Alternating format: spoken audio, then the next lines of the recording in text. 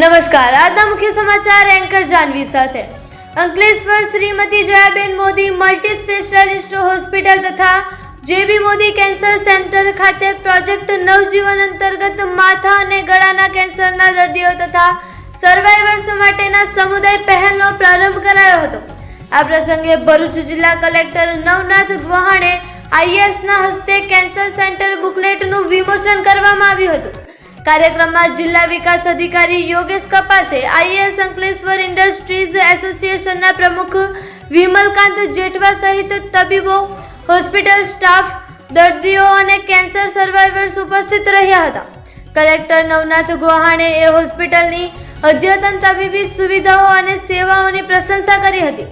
તેમણે જણાવ્યું હતું કે કેન્સરની સારવાર માત્ર દવા અને આધુનિક ટેકનોલોજી પૂરતી મર્યાદિત ન રહેવી જોઈએ, પરંતુ દર્દીને માનસિક, સામાજિક અને ભાવનાત્મક સહયોગ પણ મળવો જરૂરી છે. તેમણે ગ્રામ્ય વિસ્તારોમાં કેન્સર અંગે જાગૃતિ, વહેલી તપાસ અને સમયસર સારવારને વધુ મજબૂત બનાવવાની જરૂરિયાત પર ભાર મૂક્યો હતો. સાથે જ માનસિક સ્વાસ્થ્ય, તણાવ નિર્ણય અને પરિવારના સહયોગને પણ કેન્સર સારવારનો મહત્વપૂર્ણ ભાગ ગણાવ્યો હતો.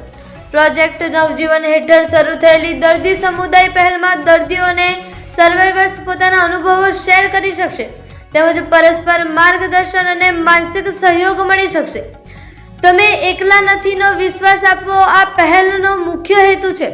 હોસ્પિટલ દ્વારા કેન્સર સારવાર સાથે જાગૃતિ, પુનર્વસન અને દર્દી સહાય ક્ષેત્રે કામગીરી વધુ મજબૂત બનાવવાનો સંકલ્પ વ્યક્ત કરવામાં આવ્યો હતો.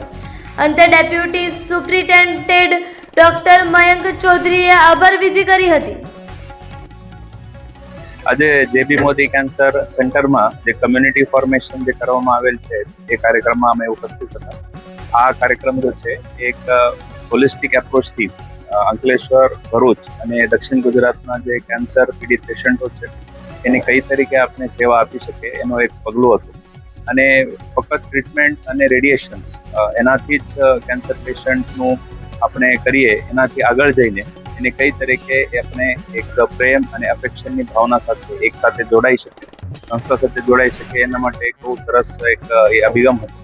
જ્યારે અમે સેન્ટર જોવા આવ્યા ત્યારે અહીંયા એડવાન્સ મશીનરી છે, ટ્રેન સ્ટાફ છે અને એના સાથે કમિટેડ લીડરશિપને લઈને આ સેન્ટર જો છે એ સેવા આપી રહ્યા છે. એમાં અમારે ડિસ્ટ્રિક્ટ એડમિનિસ્ટ્રેશન પણ સપોર્ટમાં છે અને આગળ જઈને આપણા વિસ્તારમાં આવા કોઈ પેશન્ટોની ટ્રીટમેન્ટની જરૂરિયાત હશે કે સપોર્ટની જરૂરિયાત હશે, એના માટે આ સેન્ટર એક સેન્ટર ઓફ એક્સલન્સ તરીકે આગળ આવી રહ્યું છે. એ બહુ સમાધાનની બાબત છે અને એ બાબત હું જેબી મોદી કેન્સર સેન્ટરના ટીમને અને લીડરશિપ શુભેચ્છા પાઠવું છું. Thank you.